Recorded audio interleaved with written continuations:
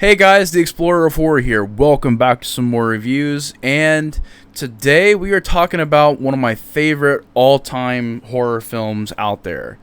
And originally, I looked up the anniversary of this movie. I was wondering when it came out, and it was released in October, and so I was like, well, what I'll do is I'll wait till the date in October, and I'll upload this then, and it'll kind of be the day of anniversary of the release of this film. And today we're talking about Night of the Living Dead. Just kind of want to go into this and just kind of give my thoughts on not really more of the plot stuff, but more of just how I feel about it, its importance in the history of horror, and where I stand with it today, and how I think it'll last over time. Just kind of discussing the bare minimum stuff, as well as getting into just, like I said, just the influence of this movie and why I think it's so important for the genre. But like I said, this was supposed to be up in October, but there's so much happening in October. I'm going to be uploading at least 30 reviews, I think, in October alone. So that month is going to be so packed with content. At least I hope so. I got to film a lot of stuff leading up to then, but I'm actually going to start uploading those videos in the middle of August, or not middle of August, the middle of September. I started filming in the middle of August, but I'm going to start uploading in the middle of September. And what I'm going to do is I'm going to get that stuff lined up for October so that it'll start dropping sooner, and so I can get everything done in October. Basically, I'm going to try and pull this off somehow, some way. But since it's such a packed month for content and just how much I'm doing, the anniversary is coming up for this movie, and it is in October. I actually do want to get the release date here. I just want to talk about it right now, basically, because if I try to do it in October, it's going to be very, very hard to fit this into that schedule. That whole month is just going to be dedicated to Wes Craven reviews. This came out on October 4th, 1968. And with the anniversary coming up in October, like I said, I just wanted to get on here and kind of just wing it, talk about this movie, and talk about why I love it so much, and the influence of this movie on history. Because I really do feel like, besides the obvious stuff, like the fact that you wouldn't have flesh-eating zombie movies without this movie, you wouldn't have horror films that push the boundaries as much as this did. It's just like this and Psycho were two movies that really showed the on-screen gore and really showed the violence. You also have an African-American lead in this movie who's actually punching white people and stuff, so that would have never happened back in the day. And after this, I was watching a documentary, and they touched on how after this, the blaxploitation genre happened, and we had, black leads who were able to be in films and everything. So this movie really did a lot of things, whether you want to say they did it intentionally or not. There are some people that say that it was meant to happen, that everything they did in this movie, as far as just what the culture was like at the time, and then making a comment on it. Some people argue if it's, done on purpose or not. Some people say they planned it out, and they knew that this was going to work. For me, I feel like this kind of organically happened, and it was a reflection of where we were in 1968. The late 60s was a very significant time for not just movies, not just this genre, but for the entire U.S. And my stand is not working with me right now, so I'll be right back. There we go. I'm just going to leave it right there. But, yeah, this is at the time what was going on in the culture. There was just so much chaos. There was so much rage and anger, from the race riots to the protests for the war. You had Vietnam at this point. 1968 is like the height of the Vietnam War. And there was a lot of violence on television. And I mean, even films after this, like Last House on the Left, were influenced by the Vietnam War, and just Wes Craven talking about how he's seen these disturbing and horrific images on the television, on TV, public broadcast television and everything. There was violence everywhere. And this even, I guess, could tie into the fact that when I watched Killing of America, they talked about in the late 60s just this height of violence happening and anger. And it really was a time where we were trying to push the whole peace and love thing, and it was trying to become a more positive outlook on things. But the more that was trying to be pushed, the more violent it also got. And so it's really interesting how at this time it was trying to be a culture of positivity, but it just wasn't happening. The world was in such a really bad place that we still had just these disasters happening. And I really do feel like when times get that tough and when things start happening like that, it reflects in the genre. And a lot of filmmakers try to make commentary on that in their films, whether they mean to or not, just the culture they're living in at the time. And I do feel like this movie gained a lot of strength from just when it came out, and just the fact that there wasn't a lot of movies doing what this film did. I mean, this is before Last House on the Left, and even when that came out, it was showing blood and gore, and people were, fainting and panicking and stuff. This was also showing gore and guts and people eating people and cannibalism. So it was really pushing the boundaries for that. And I think Night of the Living Dead, the reason why it's held up like it does, and yes, I do feel like this movie has aged like fine wine. This and Dawn of the Dead, even Day of the Dead. I love this trilogy. It really is one of the best trilogies out there because they're all three very different films, different reasons for why they were made, different budgets, different time periods. It really is one of the best trilogies out there, and that's why they shouldn't touch these movies. Like making sequels to Night of the Living Dead, not Dawn of the Dead, but other movies that came after this, trying to cash in on Night of the Living Dead, trying to cash in on Day of the Dead, trying to remake these movies, which I do love the Night of the Living Dead remake. I do love Dawn of the Dead remake. I hate the Day of the Dead remake.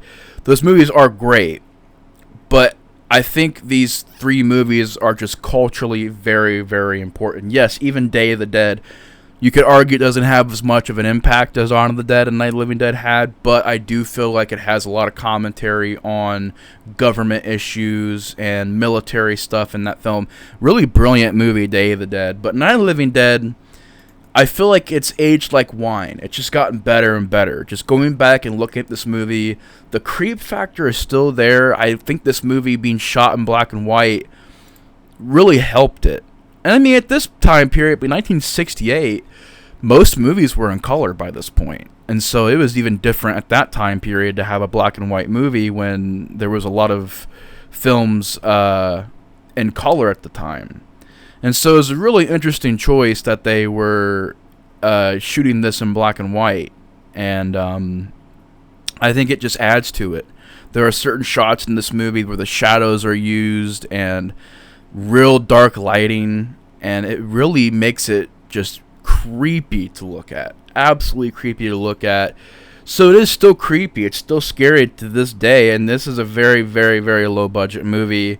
They didn't have really any money at all to make this movie. It was shot on the weekends, and these people all had day jobs, and just, it was really shot in a real farmhouse out in the real, outskirts of Philadelphia. I think. I'm pretty sure they filmed it in Philly. But it's just... Or was it filmed in Pittsburgh? I think it's Pittsburgh, not Philadelphia. Yeah, it's got to be in Pittsburgh, because I know George Romero's stuff is all done in Pittsburgh. But just the fact that they were able to pull off the creep factor in this movie with a low budget, because there's a lot of movies that I love that are from the 70s or the 50s or the 60s that, I do love them for entertainment value, but I don't find them creepy. But this, the music, which was all basically free music they used, or music they just pretty much bought from a library of just scores that have already been done for other things, or done just in general to be used. And George Romero went and handpicked these tracks, and I really feel like the choice of the music in this movie is spot on. It gives the movie a nightmarish, dreamlike quality, and I feel like that's very important for sucking you into this film and getting you lost into the atmosphere of this movie.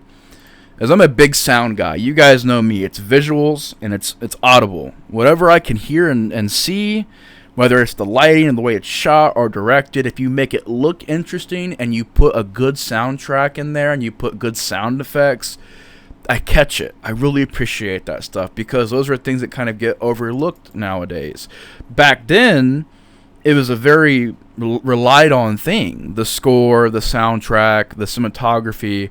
I mean, your movies back in the day had to look and sound good, or at least halfway decent. And even these low-budget filmmakers were finding ways, unique ways, to make their movies stand out and look as amazing as possible. And that's why I don't buy the fact that people say, well, we can't do these movies nowadays without green screen. They had no money back in this time. They had no green screen. There was none of that CGI and none of that, like, just relying on, oh, well, we can just CG this. They couldn't do that back in the day. And a lot of these special effects were pulled off very dangerously. I know a lot of the bullet squibs would, either catch fire or almost catch fire, and the guys that were rigging up the bullet squibs were like smoking cigarettes and stuff, and it's like, dude, it's explosives basically. And if you guys want to find out info on Night of the Living Dead, I mean, by far, this is the best edition I have ever owned of this movie. Not only is it in 4K, but Criterion went just absolutely bonkers with the amount of detail and just everything from the soundtrack to the special effects, interviews with George Romero, interviews with people in the cast, and interviews with like film historians and people that have studied this movie for years and years, and were able to fill me in on just details about this movie. And so if you love Night of the Living Dead and you want to know some behind the scenes stuff, the Criterion is the best. It's the best it's ever looked. I've seen this movie on VHS tape, DVD. I've seen it. The DVD I used to have looked pretty good, but this, it's nailed. It's absolutely nailed. I think Criterion, they did amazing. They did flawless with this Night of the Living Dead 4K. But just every amount of detail they put into this movie, from the soundtrack to the camera work to the special effects, where they actually did use, like, pretty much pulled a Herschel Gordon Lewis, where we're going to use dead animal parts and stuff from the slaughterhouse, the meat market, and we're just going to use that as our gore.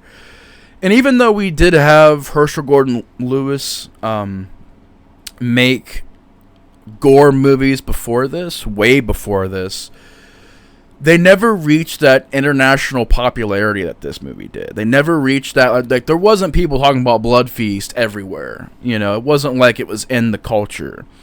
This movie became an instant cultural hit, financial hit. Of course, we all know the story about the unfortunate thing of this and Texas Chainsaw Massacre, where it made a lot of money. It made an insane amount of money, but the only people that got paid was the producers and George Romero, I think. Everybody else didn't get paid squat from this movie. So they got really screwed over. Of course, it is a public domain movie because they messed up the copyright stuff. And so it's a free movie, so that's why there's 1,000 editions of this movie. There's 1,000 remakes and sequels and spin-offs and prequels. The only one that I can think of as far as trying to follow up this movie, there's the obvious one, Night of the Living Dead, the remake from 1990, Tom Savini's remake. That's an excellent movie. But I also enjoyed a real low-budget one called Night of the Living Dead Mimesis, Night of the Living Dead. And it's from like the late 2000s. It's real low budget, so be warned, it does look real cheap. But it's a cool idea. And I don't even want to get into it. If you want to research that movie, it's Mimesis, Night of the Living Dead. It's a very interesting movie. I actually do think it's pretty decent. But other ones, like Night of the Living Dead 3D, Reanimation, they did an animated movie. They did one with puppets, I think. It's been done to death, honestly. There's been so many Night of the Living Dead things. It's because it's just, it's public domain. Anybody has access to this movie, which can be a good or bad thing depending on how you look at it. To me, this film will age great. It'll age perfectly because it touches on things that we still deal with to this day. The inner turmoil of the group in the house, of people not trusting each other. the fact that people aren't willing to work together. And if they did work together, if they stopped arguing and stopped with their egos, and they worked together to solve this problem, to, build the house up, to reinforce it, to work together as a team, they would have survived the night. But it's the fact that they don't get along, they don't see eye to eye, they're constantly at each other's throats, it causes their downfall. And it's a very important thing to get from this movie. And its comments, just the subtle comments it makes on not only the culture at the time, but you could argue the culture of today. The mystery of the news station. They know the information, but we don't. So it's like, it's a creepy thing where it's like, okay, the outside world obviously has the zombie apocalypse, and the news is the only place they can find the information. And they do that in a lot of these zombie movies where the newscasts and stuff are very creepy and ominous. And there's even movies that do it where even the newscast is like, we don't know what's going on here. Because we rely on the news so much, like if they don't know what's going on, then, this is crazy. But just even for it being set in one location, you buy that it's a worldwide issue, that there's zombies everywhere, there's the apocalypse happening. It's hard to do that because you're one location, a little house out in the middle of nowhere. How are you going to make it seem like there's really this breakdown happening? And they pulled it off successfully. In my opinion, they pulled it off successfully. It really works in this movie. And I thought Tom Savini's movie did it pretty well, too. The only thing I think that Tom Savini's movie could have done a bit better was, A, had more gore, which wasn't even in their control. It wasn't gory because of the MPAA. But also, they could have added to that. They could have added to the apocalyptic feel of the movie and just done more. They had a bigger budget. So it's like, all right, show... Because Dawn of the Dead, the remake, actually did that very well, where it's showing the outside world and showing how crazy it's getting.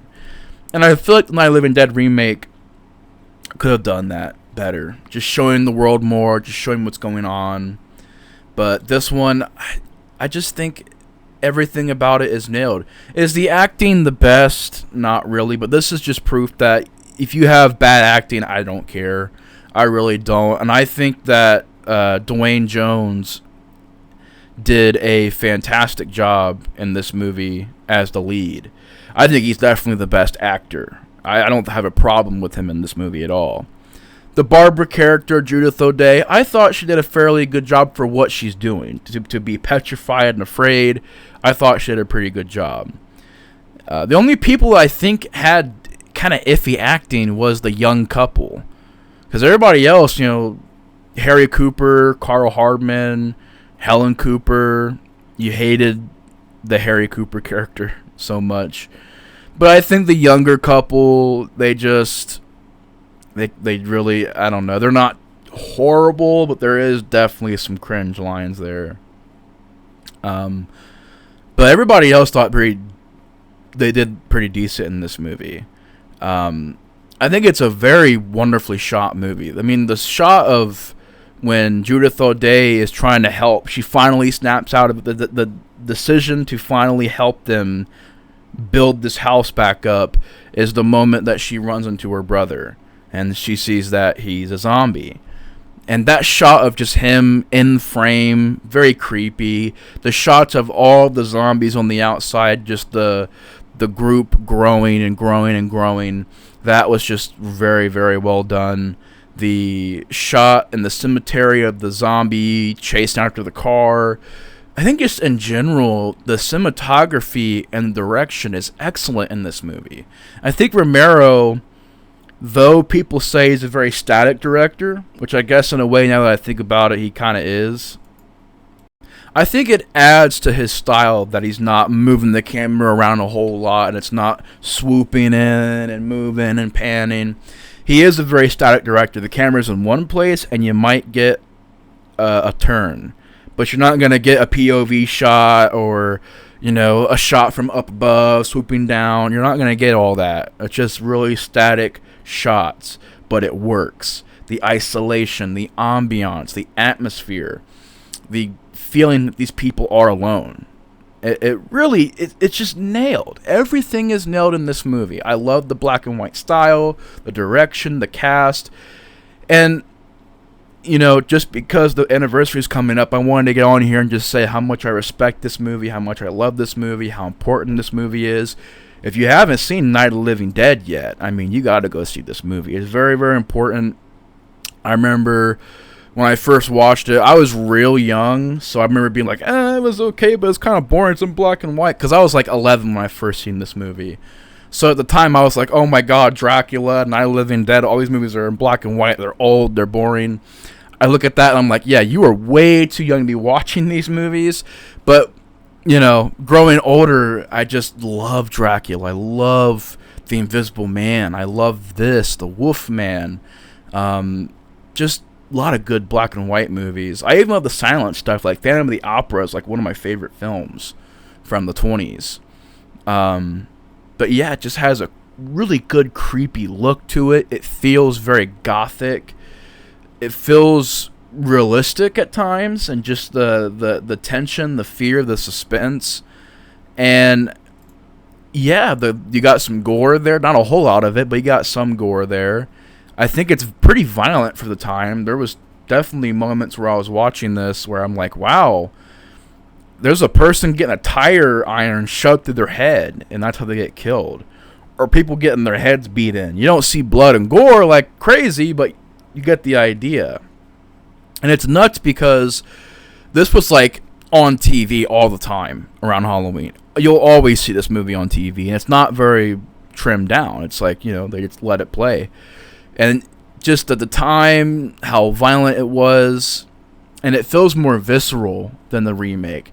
The remake showed more blood, but this just feels more visceral, has more impact to it, and it feels very almost like a documentary style at times. It's just very, very well done. Sorry about that. Somebody came in here. But yeah, it's very well done. It's very well made. It's easily one of the better horror films out there, and I think it'll age just great.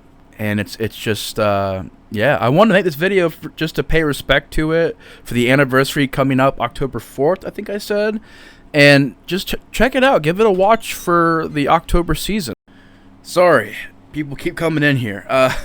I guess it means I gotta wrap it up. But yeah, it's gonna age very well. It's gonna last, and if you haven't seen it yet, check it out. It's a great one. I like watching it. Ironically, in October around Halloween, and I'm definitely gonna be rewatching this sometime soon. But anyways, y'all, thank you guys so much for watching and bearing with me with this review. We kind of got through this review or this video by the skin of our teeth. Like, there's been so much technical stuff happening and craziness, but thank you guys for being patient and sticking with the review and hanging in there. And yeah, I'll be leaving a link to my social media stuff below. I got my Twitter, my Letterboxd, my Instagram. I'm on all that stuff, so if you guys want to follow me on that, you guys can. I want to hear your guys' feedback on Night of the Living Dead and just the George Romero Dead trilogy in general. Any of that, if you guys want to talk about that in the comments below, you guys are more than welcome. I'm wanting to hear you guys' thoughts on that. But anyways, y'all, that's going to do it for this video. Thank you guys so much for watching. Take care, and Explorer of Horror is out. You guys take care. Bye.